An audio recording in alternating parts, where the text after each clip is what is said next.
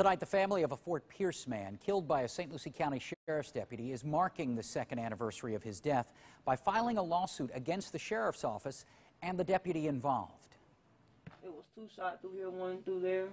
Monique Davis pointing out where tear gas canisters tore through her home on Avenue Q in January of 2014.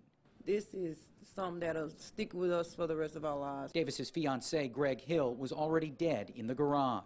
Sometime I go on the porch, and I sat there and I talked to him, I shed a couple of tears. Deputies were called out to the home initially for a complaint of loud music.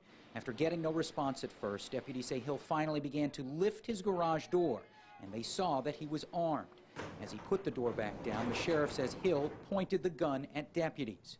Impossible, says the Hill family attorney. The gun was completely concealed into his back pocket. Deputy Christopher Newman fired 4 shots. One struck Hill in the head. Though the sheriff and the investigation that followed said the shooting and the department's response was justified, the family attorney calls it insane. There were tanks, there were snipers, there were helicopters. No one has lived in the home since the shooting. Why they started war on this family after they had already killed the only occupant here is a question that we would like answered. Kept away from the home at the time, the family hopes the lawsuit will bring them closer to the truth. Some people think that filing a lawsuit is about monetary value and, gaining something, but it's more questions answered.